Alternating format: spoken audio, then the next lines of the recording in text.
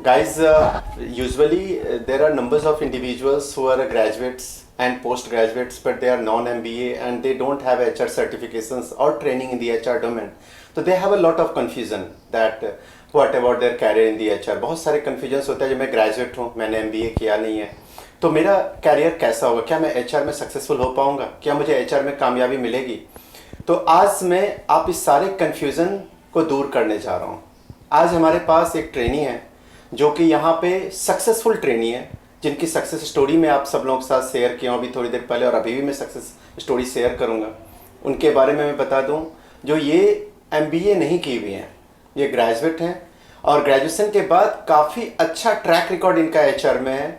इन्होंने एक अच्छी रेप्यूटेड ऑर्गेनाइजेशन से पहले भी HR डोमेन में काम किया है और अभी भी हमारे यहाँ भी इन्होंने ट्रेनिंग कंप्लीट करने के बाद यहाँ से इनको HR में ही एक ब्रेक मिला है और as a senior HR executive एक बहुत बड़ी हॉस्पिटल में इन्होंने जाके ज्वाइन किया है और वहाँ पे काम करना स्टार्ट किया. इन्होंने ऑलरेडी काम स्टार्ट कर दिए हैं. तो so guys, one things I will tell you that earlier also I told to numbers of times to numbers of students, those who have interacted with me or my team members, that even if you don't have a MBA certification, MBA degree or diploma, but you are skillful, if you are skillful and you have the skills which are needed in the corporates, especially HR skills, तो then you will get the job. आपके पास अगर HR skill अगर है, आपके पास जो HR skills की मैं बातें करता हूँ, स्पेशली जो एम्प्लॉयर्स लुक फॉरवर्ड हैं कॉर्पोरेट्स में, वो चाहे payroll, recruitments, performance appraisal, there are numbers of labour laws and statutory compliances, those all things if you have very good knowledge, तो then employer will look forward to you and employer will give you option to work in their organisation.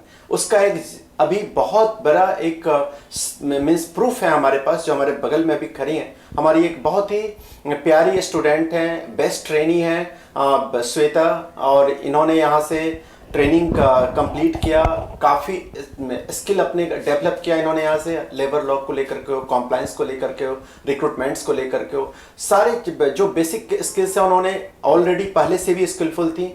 Recruitment HR domain में पहले से भी काम कर रही थी, i4best में आने के पहले भी, यानी कि ग्रेजुएशन के बाद भी उन्होंने अपना कैरियर स्टार्ट कर लिया था.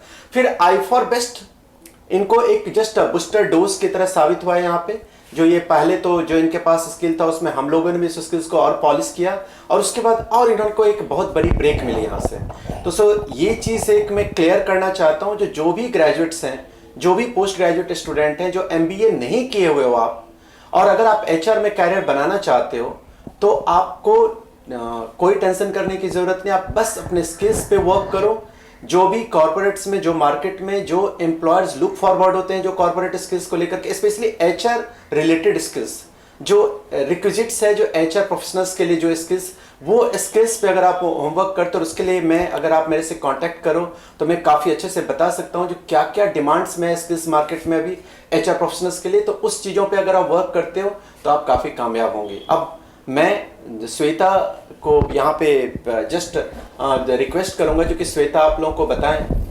जो श्वेता, आप तो ग्रेजुएट ही थी, MBA आपने नहीं किया, और MBA नहीं करने के बावजूद भी आप काफ़ी कामयाब HR प्रोफेशनल हैं आपने. तो आप थोड़ा सा ये कन्फ्यूजन जो लोगों को होता है, जो मैं ग्रेजुएट हूँ या पोस्ट ग्रेजुएट हूँ, मैंने MBA नहीं किया है, तो क्या मुझे एक अच्छी HR की जॉब मिलेगी?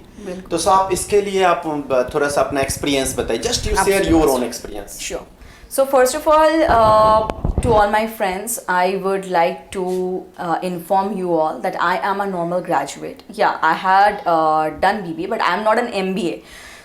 But you know what, HR is such a domain where you need certain skills to work in that particular domain, and those skills could only be taught by some professional courses like i4best. I was working as a recruiter into technical as well as non-technical roles, and over there I was also doing salary negotiations and everything was there. But somewhere I was looking to shift my this domain, means this particular vertical, to the HR generalist profile. Over there you would you would be able to learn certain things, like certain skills related to PF, ESI, bonus, and everything is included in this particular course where you are very means enroll very easily, and MBA is not at all a requirement. You just need to know those specific skills, and along with that those specific criterias which you need to be aware of to crack an interview. So MBA or any post graduation, I don't think so it's very much mandatory to go for an HR job, because skills matters too much rather than your educational background. That's what I feel like.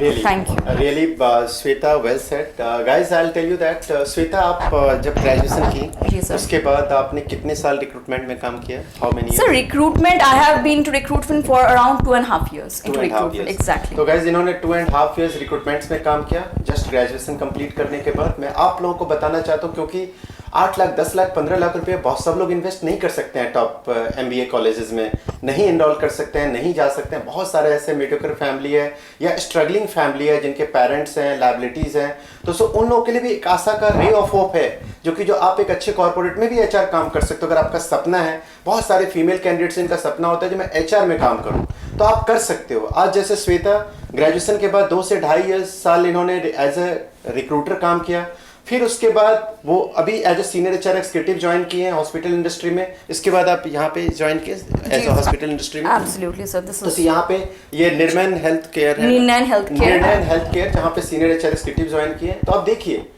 क्या हो सकता है, बहुत सारे ऐसे MBA HR pass out students हैं जिनको भी इस तरीके का ब्रेक नहीं मिल पा रहा। Absolutely, sir. Absolutely. Because the day I went for the interview, there were many MBAs lined up for the interview. But by God's grace and by your blessings, definitely I got the job. The reason behind, I don't think so MBA, if they would have looked for MBA, they would have hired an MBA. Right. But MBA is not their lookout. Being an MBA, very, very frankly speaking, sir, MBA is not the lookout, only lookout. They would like to see what you are aware of, what you know, how you can treat an employee, what exactly your vision and mission Exactly. is. Whether it is at par with their missions or visions or not, they're going to see this much, or means at the same time they're going to teach you the entire thing for payroll and everything, but they want to just see you that how much patient you are at learning, how much you want to learn. So MBA is not at all criteria for passing आज अगर interviews. Guys MBA barrier होता तो आज ये successful नहीं रहती। Definitely, तो आज sir. सबसे बड़ी एक सबूत है। तो आप सब लोग जो ग्रेजुएट्स है ना, उनके लिए आशा की किरण है, ये रे ऑफ होप है, जो कि जो हाँ अगर श्वेता कर सकती है तो मैं भी कर सकता हूँ। तो ये एक आप लोगों के लिए इंस्पिरेशन है, और आप लोगों को डिसअपॉइंट नहीं होना है, होपफुल रहना। हाँ, लेकिन एक चीज़ है, जो इनके लेवल पे ही आपको जाना भी होगा, चाहे पर्सनालिटी लेकर के हो, कम्युनिकेशन स्किल लेकर के हो, आपको और कम्युनिकेशन स्किल के साथ कोर स्किल्स को लेकर के हो, उसको डेवलप करनी पड़ेगी, तब बिल्कुल आपको कामयाबी मिलेगी। और बहुत सारे ऐसे स्टूडेंट्स हैं